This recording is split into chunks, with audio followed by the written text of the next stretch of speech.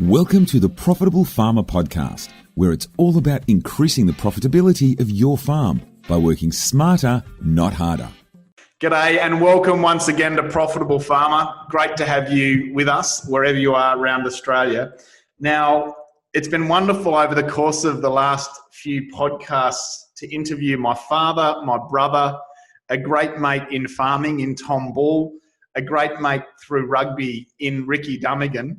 I'm continuing the thread, and this next mate or punter that I am interviewing is actually my best man and great mate. He will tell you that he is a better rugby player than me, always has been, a better skier than me. He'll tell you he's a better godfather than me, and probably a better handyman. I remember when I was living in Bendigo years ago that JK came to see us. I was newly married to my beautiful wife, Jane, and I asked for JK's help helping me string up a clothesline. And I'm willing to say, JK, that took us all day, and I don't think I ever hung clothes on it efficiently and proficiently to dry. So it wouldn't have held up, Hutch. That's why you didn't. Yeah. Hold up anything. So that speaks to how practical and how capable we are with the tools in hand. But I'm willing to acknowledge, JK, that on all of those fronts, you are better looking, better father, better godfather, better rugby player, and probably at least as good a skier as me. So with that introduction, welcome. Thank you, Hutch. And you know what? I'd actually reverse all of that. I'm not sure I am actually better at any of those things other than skiing. Yeah, you really want to carry the skiing mantle, don't you? Well, I do, because I think it is the one where I actually really, the others are debatable. Rugby, of course, I would claim, the scoreboard would tell a story that's objective, but, and skiing, of course, I would, I'm pretty comfortable in that domain. So, anyway, father, I don't think I've got it. Godfather, I don't think I've got it, but, rugby, debatable. But yeah, skiing, I'm sorry, mate, I've got you. Got me. Absolutely. Mate, it's wonderful to have you join us for this podcast.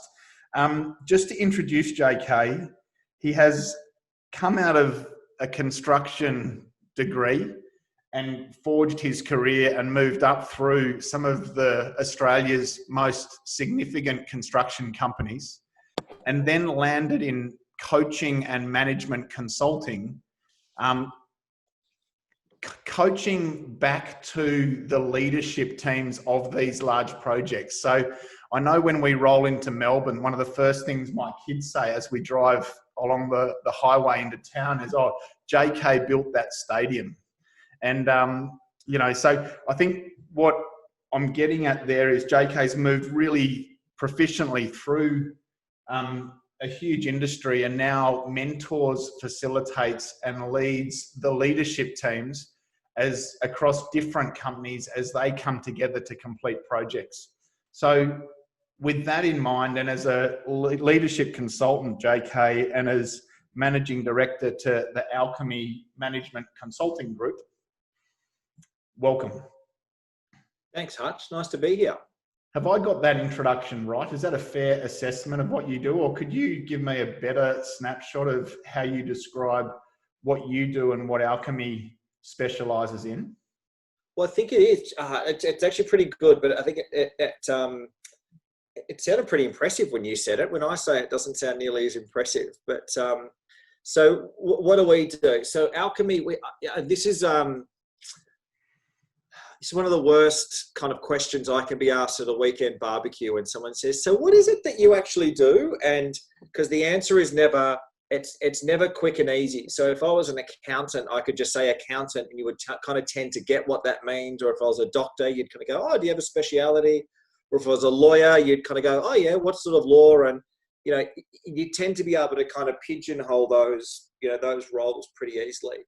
Mine is a little bit is a little bit different. That I can explain my role as leadership consultant, and all that does is have people ask another question about, well, what the bloody hell is that? And then the next thing I'll say is, well, we create breakthroughs for our clients, and then they'll be like, well, what the bloody hell is that? And so, if I'm way I describe what we do is, you've got a construction project, which is really, if you think about that like a business, and it might be a business that would be turning over, hundreds of millions of dollars a year, and it needs to come into existence very, very quickly, because they need to, from, from the design process through to, through to finalizing a project. They need to, it's a huge number of people, bring them together, getting them aligned, getting them to work, under the right context and the right kind of processes to develop a project very, very quickly. So, one of these projects might have, 5,000-6,000 people, on them from a day-to-day perspective. So our skill set is, how do you bring that many people together in a coordinated way and have them work in a coordinated way such that projects actually get delivered. And what you'll notice is, if you've been driving through through some cities, some of those projects don't get delivered particularly well. And some of them do get delivered particularly well. And so our clients often use us as an insurance policy, because they see what we can do and how we can bring people together and get them to work in a way which has projects be successful more often than not, than when we're involved. So that's part of our job. So we'll kind of work at the front end of a project, setting it up for success, and then the other bit of our work, and a lot of what I do, is when projects aren't going well. So I'll get called in to get them back on track. And so that's what we call turnaround. So of getting a project kind of turned around and back on track. So we either work up front getting people organised, or we work when they are disorganised. 100%. JK, what can the cost be of one of these projects getting it wrong and not delivering well or on time economically? Well, yeah.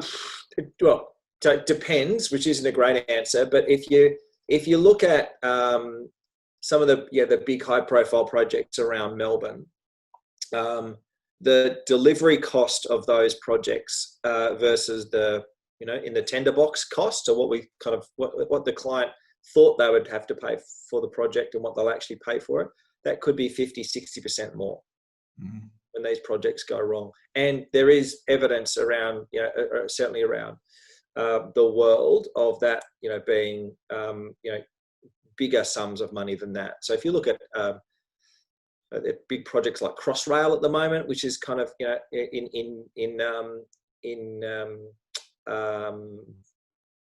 England, so the underground in England, redoing all of that. I think they're $7-8 billion over and that's all. They've put that all down to lack of coordination and lack of really good project management and leadership. So that the cost, the risk is huge, because you've got thousands of people on the job, and if the job isn't progressing fast enough, those people are being inefficient, the daily spend is just so big that the bills rack up very, very quickly. Mate, I can only imagine that of those thousands of people that work on one of these major projects, that they must come from a massive amount of different companies. And so at leadership level, are you working with 6, 8, 10 different companies having to come together to get aligned toward a common goal and get a project done efficiently? Is that a fair assessment? I would probably not 6 or 8. I would, but often 4 to 6. I think the added complexity there as well is we'll often have a French company, or an Italian company, or a Chinese company, or an English company, or so often you're dealing with teams that are kind of multilingual, and then kind of English won't be their kind of first language, and so that's a complexity. How projects are delivered around the world is actually quite different, and so there's not like there's one way to deliver a project. So everyone comes in with their own different philosophy. Even within, if you had 2 Australian companies that were together, that they would have their different philosophies of how the job should be, how the job should be delivered. So it's not only the multiple of organizations, there's also cultural differences there as well, and also philosophical differences about how projects should be delivered that we're dealing with. And if you don't get that right, if you don't get that alignment right, then there's kind of huge costs associated with that. JK, the reason I wanted to explore this specific topic with you is that in farming, we've got multiple families or multiple generations within one family. Yeah, got it. Yep. Also got employed teams, and we've also got significant subcontractor teams, be it shearers, harvest contractors, others, all coming together. And that construct of alignment and having agreement and philosophies, values, standards that everyone is willing to adhere to can make such a difference between a farm running highly efficiently and effectively versus the other. So my question to you is, how do you practically align leadership from 3 or 4 companies that have those different cultural backgrounds and those different philosophies? Yeah, great question. So firstly, let's answer this kind of question from you said how. It's through language. So it's how we construct the conversations that we're having leads to alignment or doesn't lead to alignment. So I think that that sounds really obvious to say, and it's worthwhile saying that, that it actually, you really need to think about how you're having conversations to actually get alignment. That's the first piece. Now, there are particular skill sets and kind of, technologies, as we call them, inside language, which is really important. So the first thing is you've got to find some common ground and then build from that. So we always kind of say, the first thing, and we'll often, if we got bought into organizations that are actually in some sort of breakdowns, there's real misalignment, we just find a postage size bit of common ground and then we build out from that. So you've got to have the parties come together and find some sort of common ground. Now, generally, the common ground you can find is around the future. So what is it actually that we're trying to achieve here? So be that a subcontractor that's coming in or generations of ownership of a farm, it would be the same sort of conversation. You'd want to be talking about, well, what does success look like? And what are we trying to create here? What's the purposes of us coming together? What's this farm about? Having those higher level conversations, what you'll find is people need to get, we've got that in common. As soon as people get, we've got that in common, we've got some common ground, I'm then willing to kind of stand side by side you and look at the world from there. And that's a really important aspect. The other part, which is often the missing part of language or conversation, is listening. And the ability of you to listen to the other parties, what they want to get, and actually start really, not just being able to recall what they've said, but really empathize with and really understand and really get what they want. And that's a real skill set. And so often what we'll find with kind of parties coming in, they'll be like, well, this is what I want to get out of, kind of where we're going here. They're not willing to actually really engage with the other party to actually really deeply listen to them, and listen to the point where they can kind of really imagine, okay, well, this isn't how I see the world, but I can understand that's how you see the world. As soon as you can do that, you can start creating solutions from their perspective. And that's a really key part. So JK, I can imagine that some of the characters that you have to deal with have come through the construction industry and off the tools, and they're 110 kilos and built like, and the traditional atypical alpha male. Is that a fair assessment? And it's interesting to think about those hard heads, if you like. One, appreciating the importance of language. Two, being open to really thinking about their words and their conversation, and being able to get to a point where they deeply listen and truly empathize. Is that fair? Because again, there's a really common thread here between a typical farmer that we're asking to think about exactly what you've just described, and that stereotype that I have in my head of someone who's come through the construction industry. Yeah, I guess that I don't often deal with that stereotype. I mean, I deal with a lot of engineers and builders, and and I deal with some guys that have come off the tools. And you know what? They're all human beings at the end of the day. One of the big breakthroughs we have early on in these conversations, if I ask them, I say, well, if I was a fly on the wall, what would I see you doing all day? And they're like, oh, you'd see me building stuff. I said, would I? Would I see you building stuff? They're like, yeah. Well, what would that? Yeah, well, I'm kind of telling people what to do. Oh, okay, so I'd see you talk. Well, yeah, you'd see me talk. Well, what else would I see? Well, you'd see me take phone calls. Oh, okay, so I'd see you talk on the phone. They're like, yeah. I'm like, so do you do anything other than talk? And they're like, oh, I've never thought of it that way. No, all I do is talk. Oh, interesting. You talk for a living. Oh, no, it's not. Is it? I'm like, yeah, like, and 95. Now I get it would be different for a farmer because I've been on farms before and I see what farmers do. They do more than talking. They do more than talk about doing fencing. They do fencing. But in the construction world, a lot of the people I deal with, they'll talk about the digging of a hole. And so the hours of conversation that go into the talking of the digging of the hole are often more than the physical act of digging the hole. And so that could be a real breakthrough for people to go, wow, I've never actually looked at language and how I construct language and how I use language to get results. And now, because you haven't looked there, there's often some really easy, quick wins. Sorry, Hutch.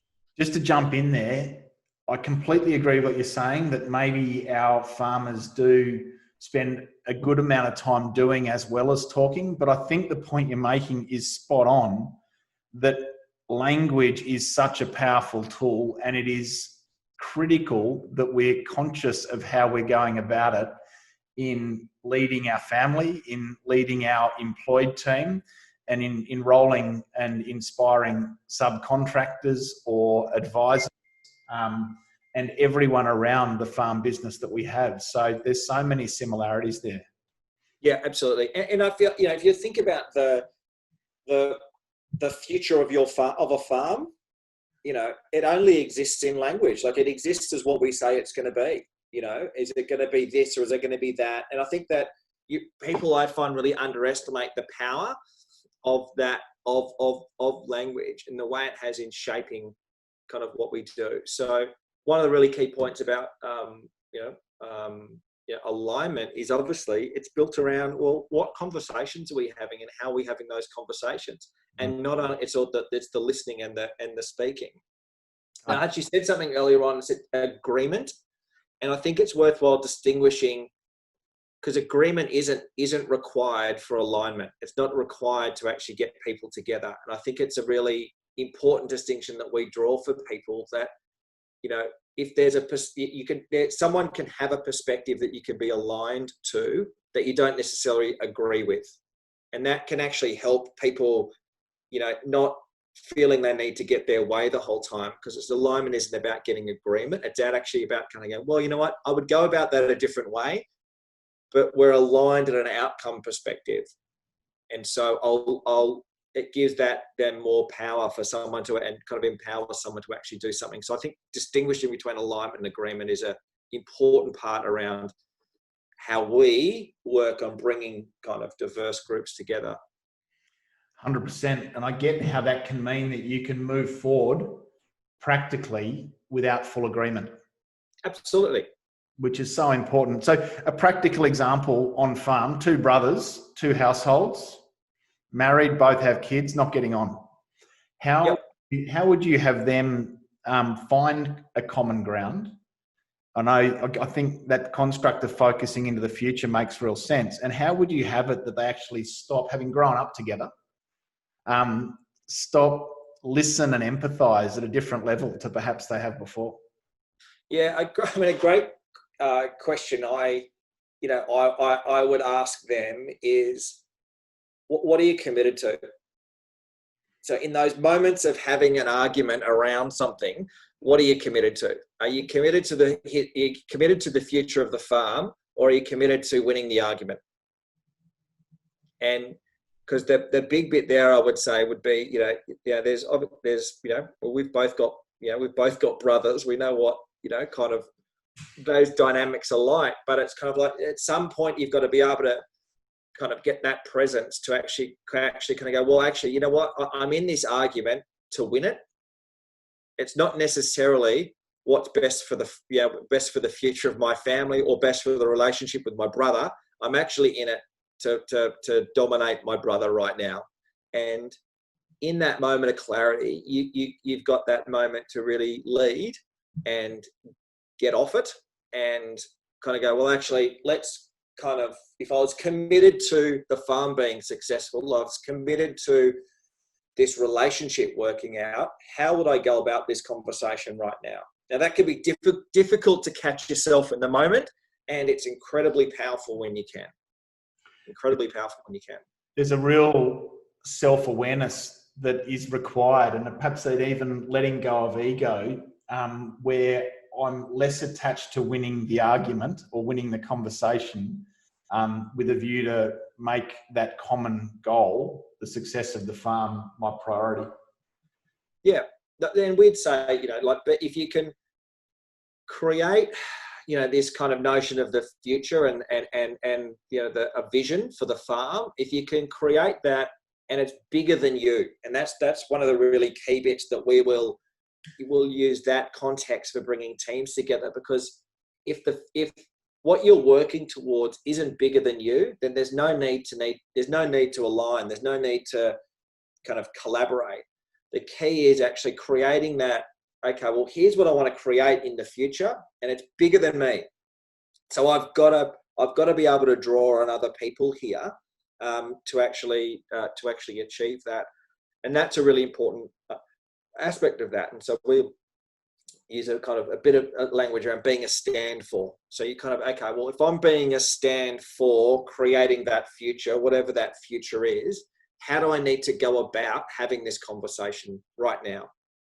So in this argument with my brother, am I contributing to the success of whatever I say that I'm a stand for?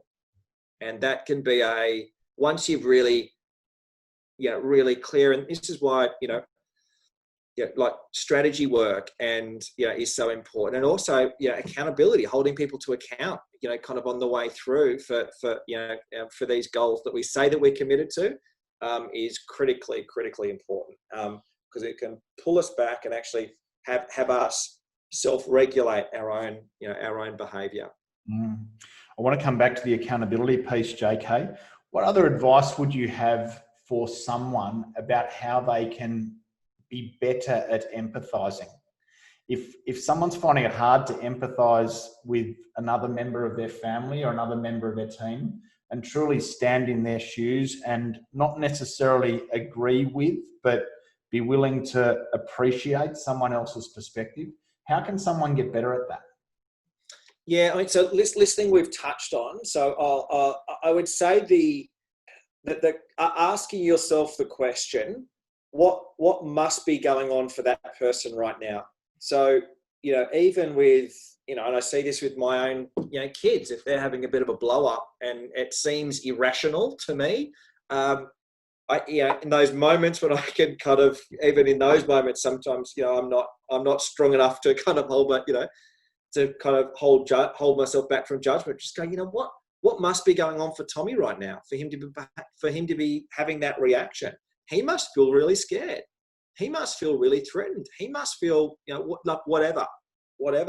Now, as soon as you can do that, I stop making the other person wrong, and I start getting interested in their worldview. And as soon as I start getting interested in their worldview, their behavior, what they're doing, starts to make a whole lot more sense to me. So I would kind of ask that question, what must be going on for that other person? And really sitting with that. There's a requirement to remove judgment before we can empathize. Is that fair?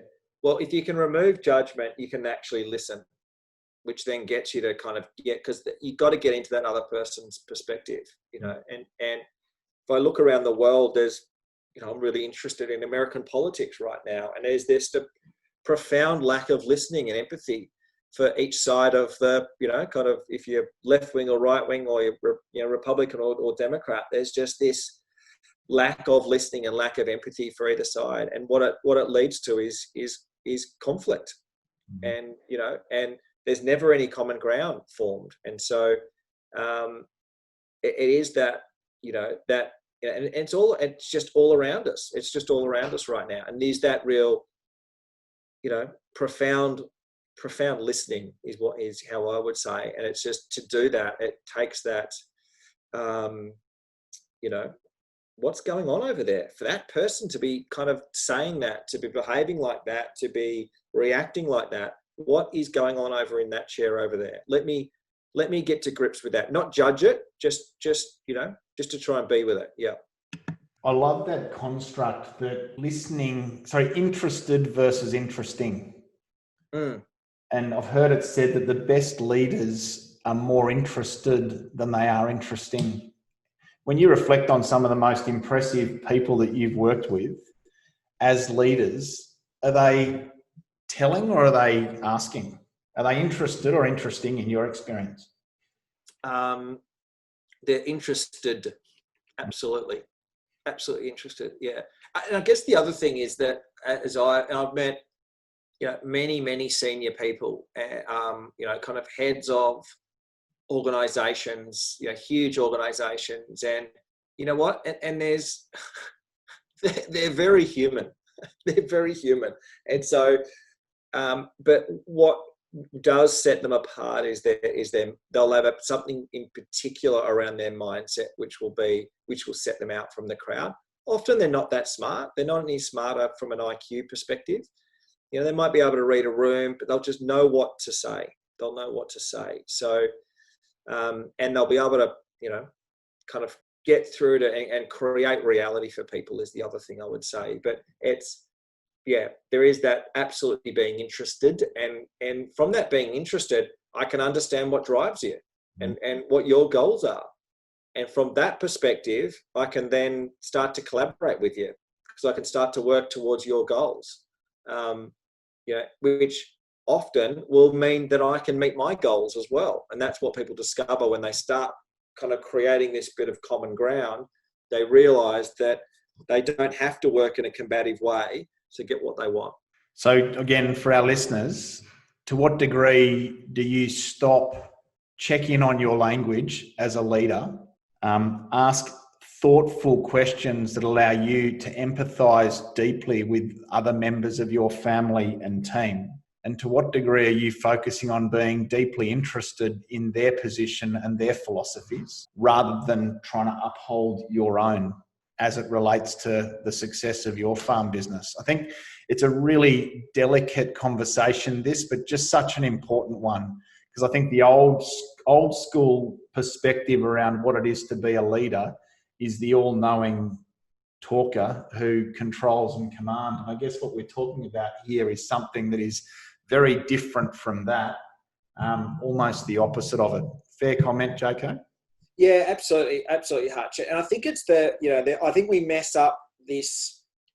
We have our view of what leaders are, and if most Australian men, if you kind of go, well, name a great leader, and be like, Steve Waugh, or it'll be, George Gregan, or it will be, we tend to kind of take a sporting figure, someone like that. And we kind of go, well, why is that? It's going, because they were willing to get hit by the ball, or they were willing to take the kind of the hit for the team. So we kind of translated into leadership being a physical thing. Now, in the business world, it's not. It's a language thing. And so, I don't do anything other than talk. You don't do anything other than talk. Most of us, most of the time, talk. So the way that we actually express our leadership and show that we're a leader or not is actually by talking. And then people will say, well, yeah, but it's actually kind of making sure that your actions follow. It's like, yeah, but that will just be having a courageous conversation. Like I say, I'm going to have a courageous conversation, and then I have that courageous conversation because all I do is talk.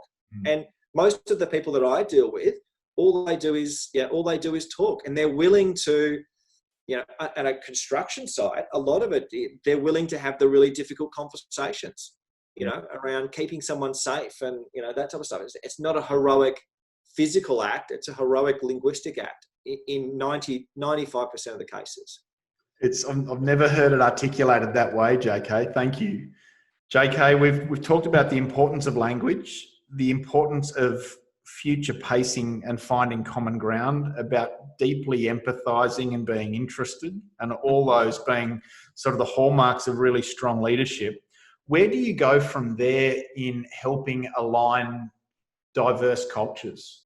Yeah. Okay. So one of the things that I've learned about diverse cultures, and I'll talk Spanish, French, Chinese, Australian, kind of New Zealand, English cultures, which is all the ones that I've dealt with either here or when I've traveled overseas to work. Language, once again, plays such an incredibly important part of this. And what I've found is that those different cultures face problems and deal with problems in a different way. So the French, for example, who I'm doing a lot of work with at the moment, they'll come at a problem. So if you were to say, if I was to say to you, if I was to say to an Australian, what's democracy? They would start by saying, using the example first. So they say, well, that's like the Australian Parliament, or that's like America, or that's like the Westminster system. So they kind of use an example. If you say to someone who's kind of brought up in the French culture, so well, what's democracy? They'll start with the philosophy. So they come from a philosophical perspective to explain the thinking that's in behind something, rather than just kind of going, well, it's like the Australian system. So one of the things is that can be really frustrating if you're an Australian, because it's like, no, I'm not interested in the philosophy of democracy. Like, why don't you just tell me it's like Australia, or tell me it's like the Westminster system? So once again, this listening becomes a really important role. Now, also you'll find, between generations, I deal a lot with young people, and I deal a lot with kind of baby boomers, and I deal with whatever the generation is after Generation Y. So they're and both have different ways of communicating, and both often can't listen to each other, and because there's a different frame of reference that they're speaking from. So listening plays an incredibly important role. And I'm just going to go back to the future. One of the really important things about that can cut through all of that is actually creating a future with a group of people. And them actually generating that together. Like, what are we going to be a stand for? Having that conversation with a group of people, it's incredible the alignment you can generate from that. Very different from, when I tell you what the vision of the future is to when I create it. Massively different. In terms of influencing my behavior and others' behavior, that's a profound difference between being enrolled in a vision and me actually creating it myself. So bringing disparate groups together and having them have a conversation about what does success look like here is incredibly powerful. In the context of a construction project, let's say it's a highway, JK, is it always and only about the successful completion of that project, or can it be more than that? It's often multifaceted. So we'll often talk about there'll be the project and the experience of the project. So it's not only done on time, done on quality, and done on cost. They're the kind of they're the easy ones. They're the very objective kind of views of what we want the future to be like. There'll be much more subjective ones as well. Well, how do we want to how do we want this experience to be for us? How do we want us to, teams to grow? And what are we going to set out to actually for us to learn together? So once you kind of really round all of that out, you get a really quite inspiring view of what's possible. Now there's still the kind of the doing of it, because it's pretty easy to kind of say something and then not follow through on it, which is my favorite topic, accountability. But it's kind of then getting people to actually deliver upon that is the next trick. But the first trick is always to actually have a really inspiring vision that's generated by the team. If you bring in an employed team member after that has been created, is it still possible? I'm just thinking about, I set the vision for my farm and then I recruit 6 months later. Is it still reasonably effective to enroll that new recruit into that vision? Redesigning it every time you build out your team, would you? No, you don't need to. You may need to redesign it, but probably not. That the important bit here is that where I grant myself the authority over myself. So it's actually kind of about me coming into your team and choosing to be enrolled in your vision. And I think that's a really important distinction. Think about, well, how am I going to have that conversation with that person? It's me finding my part in your vision, and then I'm in like I generated it, because I have generated it. I just didn't generate it when you generated it. But you've actually got to try and go, well, here's what we've set this this vision out, or this kind of however you language it for the farm, and me kind of going, okay, well, how can I find my part? That as soon as I've done that, I've generated it. But that's an enrollment conversation. So you're not trying to sell it to me. You've got to present it to me in a way that I can actually choose to take it on and go with it. So it's allowing me as the new entrant to the team to find alignment in the vision that I have for me with you. Correct. In the vision that the company has. Yeah. And distinct from, you've used the word alignment there, distinct from agreement. Like I might have used different words, would be an agreement conversation. Or can you recraft it to use these words or add this bit to it? That's not necessary when you've got alignment. Because okay, I get where you're going. I get there's value for me in that journey. I can see my role in how I can contribute. I'm on board. Now what happens is, from a brain perspective, that starts to then shape my actions. So then, and that's where you really want to get to. That's why you do this work with teams, is that it actually then starts to shape their actions and kind of lift up their standard of action. JK, at Farm Owners Academy, we talk a lot about having people aligned to a common vision. We talk about core value statements, codes of conduct, all intended to enroll and set a context or a framework for our farming families. Yep. We also have a really big focus on tight, concise and actionable strategic plans. Yep. Is the documented strategic plan piece key on these larger projects? Yeah, absolutely. I mean, and interestingly, everything you've just talked about there, we do for construction projects. So the same methodology you're using for farms, we're using on construction projects. So, getting alignment at core values and we might call them ways of working are just critically important.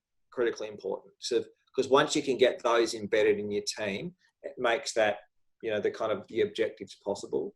The strategy piece is also very important because, a lot of our projects, aren't as long as a farm's life, but a lot of our projects might be kind of 3-4 years long. And so, and we might be, there might be 3 or 4 different management teams that kind of come and go during that, that period. And so the strategy document is a really important piece to keep people, one, to link back to that kind of that charter kind of level stuff you're talking about there with the vision and the objectives and your values. The strategy is the piece where it's actually about implementing that and actioning that. And so that's the piece that you can kind of then build your accountability around. So looping back, there was a really interesting distinction that you made about asking the question around all of that, how do we want for the journey to be? So sure, it's about, for us, it's buying the farm next door and clearing the debt and putting the kids through school and, building out the construct of a freedom farm or whatever other sort of vision, tangible vision statements we have. But I love that question that you arrived, and I can imagine asking it of farmers: how do we want the journey to be? Yeah. As multiple families in this business. Yeah. Because I think that then really goes to talk about, well, what's the pace of all that as well? Because I can imagine buying the farm next door, there's a, work your ass off for 20 years and do that. Or, if we want the experience to be, something that we can, kind of, not burn ourselves out on, maybe that's a 30-year goal, not a 20-year goal. And so it's really important to, because that's the bit that we often forget about. Well, what do we actually want the journey to be like in getting there? Because just like the outcome, you can design that as well. 100%. I think one of the privileges that we have in farming, perhaps even compared to the projects you speak about, is that we've got 100 years. We can design a vision that is inclusive of the next generation and build that out steadily and over time. So if it is buying the block next door, if we don't want to cook ourselves in the short term, that can be in year 12 to 15. We've got to be thinking as farmers about the long term and creating a legacy and building out the long-term plan. And sometimes that takes the pressure, to your point, off what we need to achieve in the short term. Yeah, and I think you've just kind of brought something up for me. I did a lot of work with a Chinese company, and their leadership was amazing and they're completely different perspective on time than we do. And I think that's such thing that we kind of miss. Australian companies, it's all kind of quarter by quarter, or election cycle by election cycle. Whereas the Chinese company I was dealing with, they're doing like in 30-year planning horizons. And so they're like, they bought an Australian company. It's like, why'd you buy the Australian company? And it's like, they're talking like 2 generations away about what, that's their reason for it. And it's like, wow. And then you look at what decisions they're making now, and they make sense in that context. But in our world of quarter by quarter, the decisions don't make sense. Why are you doing that? Like, why? Because they're playing a different game, to the one we're playing. And all of that, JK, speaks to the importance of having a vision, having 20-year, 10-year, 5-year goals, and a really robust and documented long-term strategic plan. Most farming families don't have that, and they're focusing intently on the season that they're in and maybe the season that's next. That long-term visioning exercise and strategic planning is just so important. Absolutely. Yeah. And you know what, Hatch? That's all in conversation. It's all in language. 100%. To your point, it's the intangible that can only be designed through thoughtful and deliberate discussion. Absolutely. Yep. So, mate, coming down now to accountability, which I know is topic. Yep. Your favourite topic. So speak to me about the role that plays in aligning teams and allowing for effective execution when there are multiple companies involved in big projects. Yeah, and listen, once again, it's all about language. So what we speak to teams, we distinguish for teams is that they are inseparable to their word, what they say they're going to do. And so, if I say I'm going to do something, you will judge me by whether I do that or not. And so we are inseparable from our word. And I think that's a really important thing around accountability to get and also to think about when you're making a commitment to getting to doing something, start thinking about that like you're promising to do it. And that really gives a different frame of reference. We're quite careful when a promise falls out of our mouth. Whereas we often say we're going to do stuff, and I think really shifting people's language from, listen, that's absolutely something I should do. Like, catch yourself saying that type of stuff and kind of going, but okay, what's the promise? Because that's something that you can then really start relying upon. your own word. And I think once you stop relying upon your own word, it's a pretty slippery slope. And if you can't hold yourself accountable, how are you going to hold anyone else accountable? So I think that's a key point is, be really, when you're around the domain of accountability, be careful how you use your language. Be careful how you use your language, because it creates reality for people. And there's so much power. There's so much power in your word. Like, yep, that's going to happen, and finding a way to make it happen.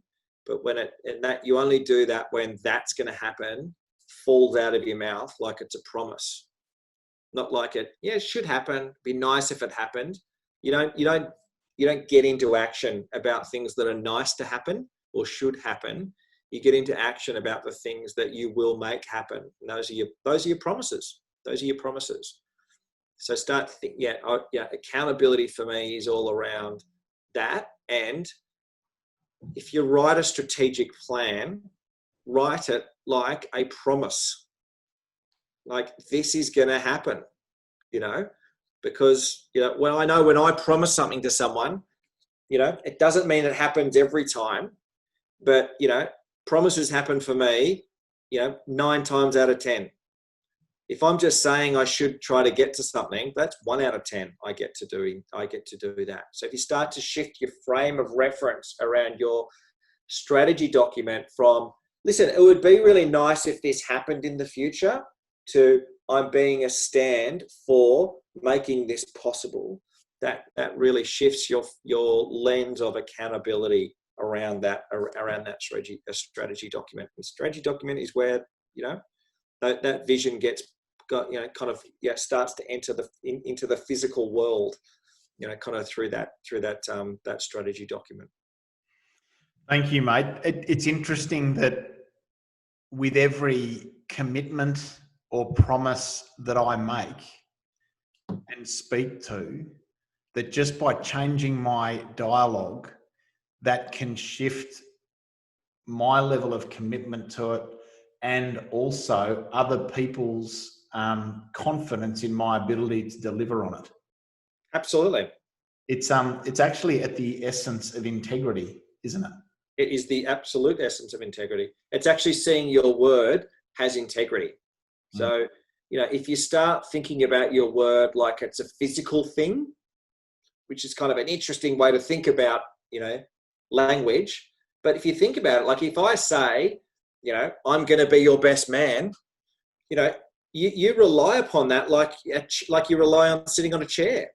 So, when I promise to you that I'm going to be your best man at your wedding, you're not hoping I'm going to show up, You're relying upon me showing up, just like a chair. You rely to sit on a chair.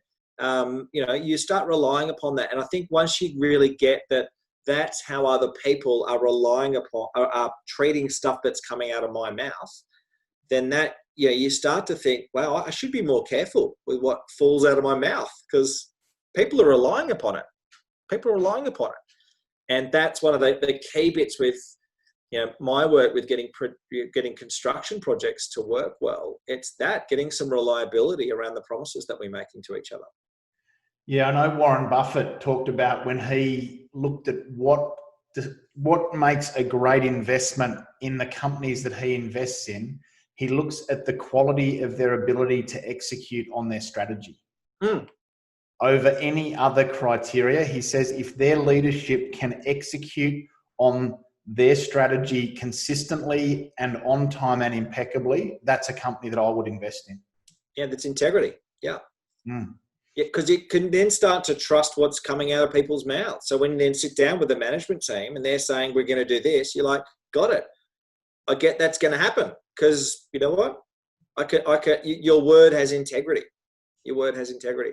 So JK, changing gears, you have studied, and a lot of what underpins how you support business leaders links back to neuroscience and the neuroscience of leadership. I know you studied this intently years ago. Can you just, our farmers are scientists and biologists and deal with science in there every day, I think they'll be quite interested in this. What is neuroscience and how does it relate to leadership? So the study that I did was, there's a master's in the neuroscience of leadership, and it's really looking at how the brain works, and in particular relating to the domain of, to the domain of leadership. So, where do I start?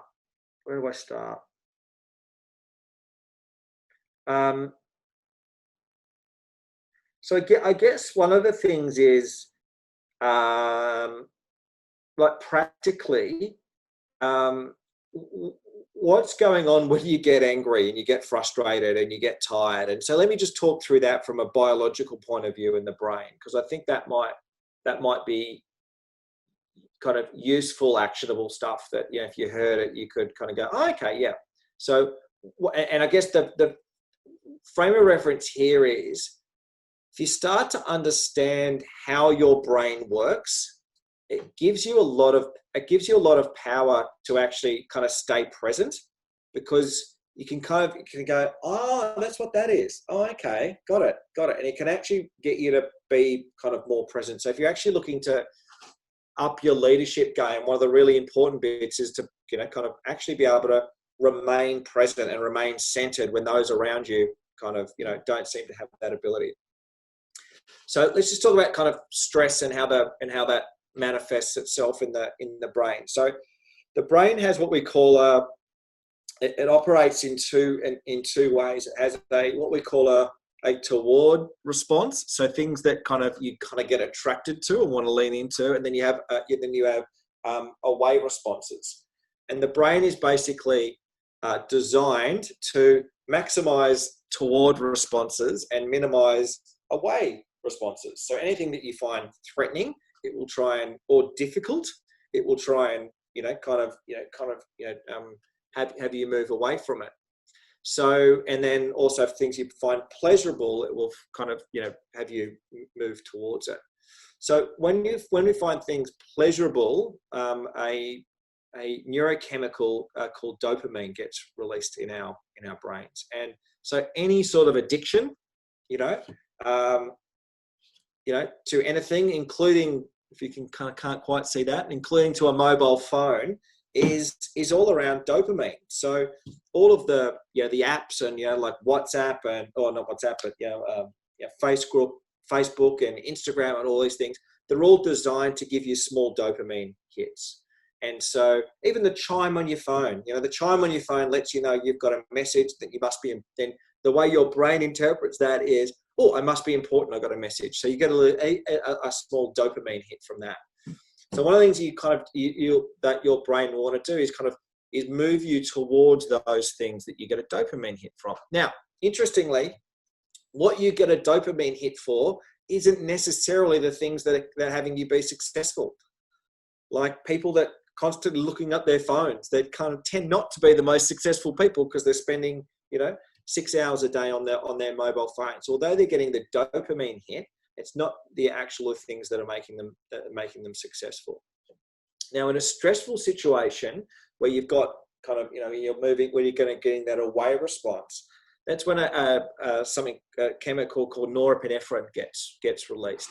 And what that's going to tend to do is it shuts down what's called your prefrontal cortex. So your prefrontal cortex is the big bit of brain at the front here. Takes up a lot of energy. So your brain tends not to want to use it. It tends to want to go into auto drive a lot of the time. But what the norepinephrine will do is it will shut down this part of the brain, and you'll start to go back into kind of other parts of the brain that have you start acting in a more impulsive way.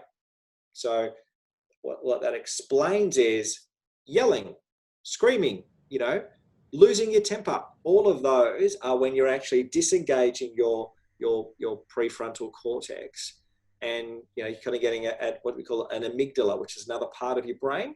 And your amygdala doesn't do much thinking; it just does action, just does reaction. So one of the things you've got to know about norepinephrine, that once it if you get a big, if you get a big away response, and you'll know what that feels like. It's going to take about 40 minutes for that norepinephrine to wash out of your brain.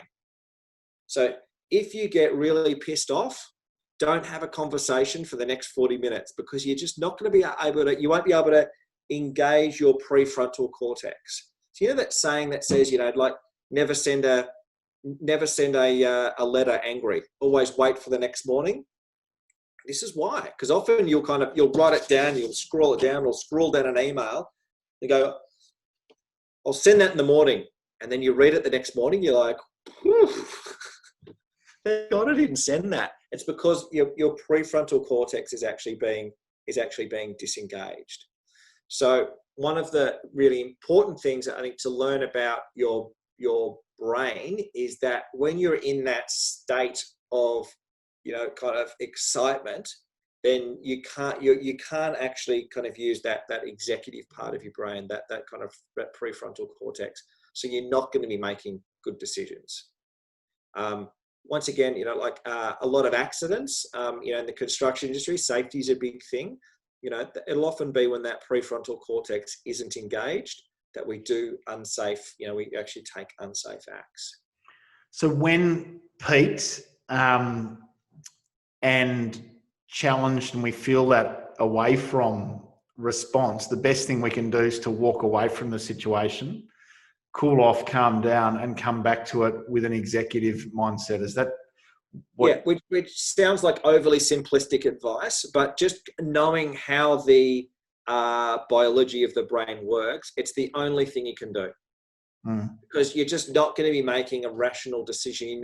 What comes out of your mouth it's just not going through the same filter that it does when you're not in that state. And so it's going to, and if it's significant enough, if it's a significant enough kind of away response, you got 40 minutes, go for a walk, yeah. Flipping that on its head, right at the start of this conversation, you spoke about empathy and listening. Yep. What chemical happen? What happens in the mind when I am being empathetic and when I am actively engaged and listening and genuinely caring to someone? Yeah. Okay. So, let me answer that two ways. There's one. Okay, if we get that, like, listening deeply is such a good thing, and I don't think anyone would say it's not, why don't we do it? Great question. So the answer to that is, to listen deeply, you need to use it's activating your prefrontal cortex. Now, we don't like to do that because it takes up a lot of energy. And what our brain is set up to do is predict what we think is going to happen. And therefore we can switch that bit off and we don't need to use that energy. So how that relates to listening is, when someone starts speaking, what our brain does is it goes, nah, I already know what this person is going to say. They're going to complain. They're going to do this. They're going to do that. I can just go into my own little world and not actually really focus, because you've already predicted what they're going to say. Obviously, you're not empathizing there, but it goes some way that the biology of the brain goes, because if you actually sat down and intently listened to someone, you'll actually find your brain hurts a bit, like you'll get a bit exhausted by that. And so your brain is actually, whilst it's not a toward or away response, it's got this other thing where it just tries to conserve energy, because it's like the prefrontal cortex is like, no, I'm going to need you at some point. I want you not to be fatigued when I need you. And so what it will do is it will try and predict what's about to happen in the world. Therefore, it can disengage that and go into autopilot, which is the bit of the brain back there. Now, what empathy creates, so that's a really interesting experience in the brain. So something called mirror neurons, which is a really interesting thing. So I love watching cooking shows. Like I love watching cooking shows, and it's really interesting to understand. Yeah, that's because I like cooking. Like I love cooking up a big meal, and I love watching people cook up a big meal. You know, like my kids, they love watching other people play computer games, and I've never quite got it until you understand mirror neurons. So the reason that I love, watching cooking shows is because what my brain starts to do, it starts to simulate that experience for me inside my brain. So I start to get a dopamine hit, like a good feeling from watching other people cook, like I was cooking. So when my kids watch, other kids play, video games, I just can't get my head around. It's because they enjoy playing video games. I don't enjoy playing video games, so I get nothing from watching someone else play a video game. But their brain is actually stimulating that response. Now, empathy, if I'm truly empathizing with you, what you're getting in your brain is a simulation of that. And so that's actually correct. That's why, like, if you ever get that someone's kind of deeply empathized with you, both of you will be getting a dopamine hit from it, because you're actually creating that mirror neuron inside your brain. You're actually simulating what something feels like. It's really interesting, and it helps explain why we don't naturally do it well, because our brain is trying to conserve energy and predict the future instead of allowing us to be present in the moment. Absolutely. It's designed not to. It's designed not to deal with the present. It's designed to deal with the future. That's how it's designed. Which is probably why it needs to be a skill that if we want to become strong leaders, that we've got to practice and get better at, and retrain our mind to be able to participate in fully. It's a muscle. So if you think about like listening, which we've talked a lot about, it's a muscle. So if you actually practice doing something, you get better at it. And it starts to become something automatically that you just, it switches on without you having to switch it on. But it takes, like if I exercise my biceps, they get bigger. If I don't, they get smaller. If you start thinking about listening, is exactly like that. Yep.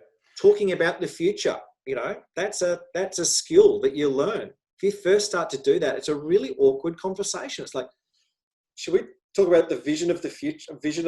Everyone's like, that sounds a bit fluffy. It's an awkward conversation. Now, you have that conversation a few times. It's a skill that you learn, and you'll be able to, then you'll be able to kind of replicate that, and you get better at it. Then you might even find you start enjoying having those conversations, enrolling your team in something that's big. Some of the most successful and impactful people on the planet, when they look at their tendencies, a lot of their narrative is around dreaming and around big picture thinking and future thinking. And I find that Walt Disney and people like that were so good at dreaming and so good at talking about and living in the future. I think absolutely it's a skill that we can learn and need to learn so that we can inspire our families and those people we need to come on the ride with us. Yeah, absolutely. Yeah, couldn't agree more. Yeah. In finishing, mate, and having had a really successful career in training, leading significant teams, coaching and facilitating, how important do you think it is to have a coach or someone outside your business helping you on some of these things that we've spoken about? Incredibly, because that's my business, So I've got a vested interest in saying it's very important. But I'll give an as lived experience of that, because I think to give that some context is that dreaming big is something. So actually being able to say, this is what I'm a stand for, and it being really meaningful is a great thing. And I have a skill set in being able to take people through that conversation, which is important. However, the other bit is the delivering upon that and being able to execute on that. So going back to the Warren Buffett thing that you said earlier. So it's one thing to say that you're a stand for creating something. It's then the taking action bit often seems really difficult. And so my role is not only with, working with projects, is not only getting them to see the world in a better way or their project in a better way, is then holding them to account to actually doing what it takes. And that can be a pretty confronting conversation sometimes, but it's so critical, in that conversation as part of the work that I do, is actually, getting people to do what's required to actually deliver upon that. And it's easy to say, well, this is what I want. This is what I want for my future. It's harder to actually do what it takes, and also you're going to get stuck at times. And so having an external person can help you reframe what's going on and actually start seeing it more closely to what's reality, rather than kind of strip away the emotion of of whatever's going on, and help you get into action again and kind of get you out of whatever you're stuck in and whatever your blockage is to actually help you remove that for yourself. So that's the really important bit that I see. It's not only the setting the vision, it's then rigorously, and compassionately, but rigorously holding people to account for that and doing what it takes to deliver upon that. I love how you talk about that accountability is your favourite conversation, and it's really nice to talk with you about the importance of that with your clients, but it's so consistent with our clients. I think a large part of why people come on board with us is to get that support around vision and strategy, but more so to get that accountability around execution. Yeah. Okay, it's been wonderful to speak with you, and perhaps a different style of conversation to that we get to have when we're with our kids and with our families. But I always enjoy connecting with you on a professional level as much as I do as a great mate. And I shouldn't be surprised at all by just how accurate and articulate you are around helping people get the best of themselves and helping teams come together to achieve significant outcomes. So thank you, mate, for your time. I really do appreciate it. Absolute pleasure. Hopefully whoever's listening gets some value out of it. Absolutely, JK. So many of these themes that we talk about are so consistent for our farming families. And so I look forward to sharing this with them. Awesome. Thanks, Hutch.